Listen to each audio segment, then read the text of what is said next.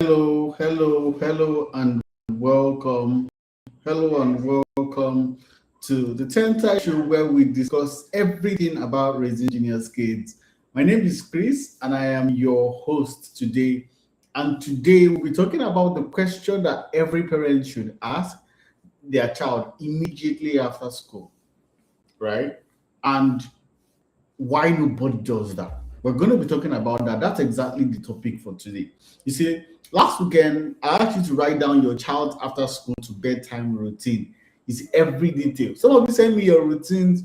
One parent even sent me theirs, and the first thing that they said was, I realized that there is no routine. It's just chaos every night. Another parent said, oh, writing it down made us see that homework happens at a different time every single day. So if you do this exercise, you already know more about your child focus problems than most people who read 10 parenting books. And thank you for doing that. Now, let's talk about something that's actually real. Let's talk about something that is real, which is, let's talk about this. How long does it actually take, right? How long can your child focus independently on something they don't love? Like no help or no reminders, no reward, just them doing the task. How long? Could you give me a number? Think about it. The things that your child desperately don't love, yeah, you know in truth that they don't like this. How long can they focus doing this? In the chat, if you have an idea, or if you don't have an idea, just say I don't know. Just say I don't know.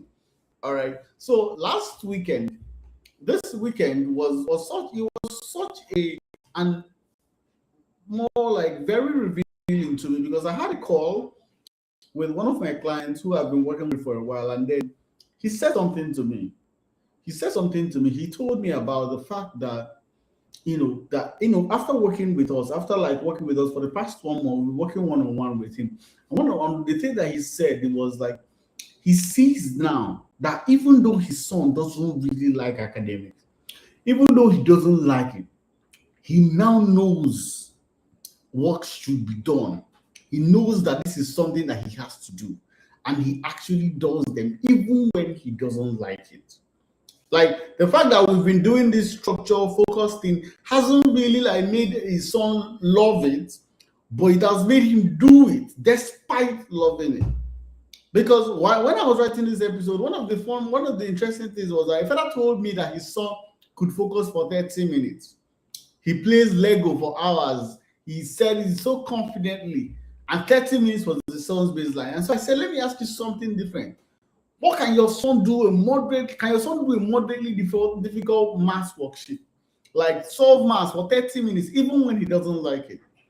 And so when we decided to try it, he tried it and he realized that he was shocked because his son could not even last for 3 minutes. This same boy that he was so proud of that could focus for 30 minutes on end. And so it's a completely different skill. It's a completely different skill to take your child or to have your child actually do the things that they don't love and spend a lot of time on it. So does this sound familiar? Does this sound familiar?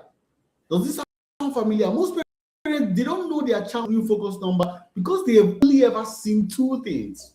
Number one is interest-driven focus, which is where the child loves the task, so they can focus for ages. As maybe your child loves watching TV, for example. That means the child can sleep there, they can watch it, or they can play games, right?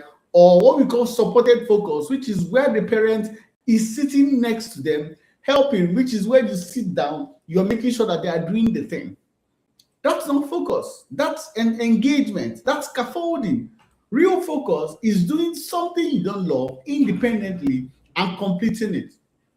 Can your child do that? That's the question that you have to ask today. Can your child actually do that? Can your child actually do that? Can your child do that? That's the question. That's what I have to ask you today, right? That's what I have to ask you today. And so, when you realize this, you realize that okay, it goes away from the thing it's supposed to be. It's no longer like, oh, my child can focus. It's about how long can they focus on the thing that they don't love, right? And so here's the thing: you have to know The single most important number I look at when we assess a child is not their IQ, not their attention span in general independent tasks. It is how long can they sustain attention on something moderately challenging that they don't love, right? We call this the baseline. And there are normal ranges by age. There are normal acceptable ranges by age. A 5 or 6 year old can focus for at least 3 to 5 minutes. That's age appropriate. A 7 or 8 year old can focus about 5 to 8 minutes. A 9 or 10 year old can focus about 8 to 12 minutes. And a 12-year-old can focus about 15 to 20 minutes. So if your child is significantly below those ranges, if they are below those ranges, that is important data, right? It tells you where you are starting from. It tells you the baseline. Remember what I said, that focus is really about, it's a baseline, it's effort, it's training, it's muscle, it's something that you train, right? So once you know this, it now helps you to know what are the things you can do, which I'm going to give you one single task for you today. I'm going to give you one task, which is I want you to try this exercise. Give your child a moderately challenging task that they don't love. Find something. Sometimes it doesn't even have to be academics. Just find something that you know that they definitely don't love. Maybe something with a little bit of difficulty. Set a timer where only you can see. Don't, if I don't, they shouldn't even know their timing, right? Just check.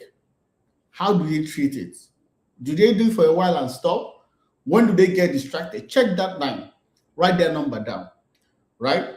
You can even test this across multiple stuff so that you don't run with one number, right? Just check across multiple stuff and then find, once you find the average number, that is your child's independent baseline, and that is where you are starting from, right? Hold that number and hold that number in your head. When we're having the training that we're having on the 17th, I'm going to be talking about exactly how you can train this focus, how this focused brain, how you can actually, now I'm talking about this muscle, this being a muscle, this is something that you can grow. I'm going to be talking about exactly how you can now grow that muscle, how you can go from leaps to bounds, how you can become something that, or you go from 0 to 1, right? And then from 1 to 2. And so the free training is coming up soon. I think the link is on the screen. It's also going to be in the description, right? So just click on the link below right now and sign up for this amazing training. Make sure you sign up. It's going to be amazing.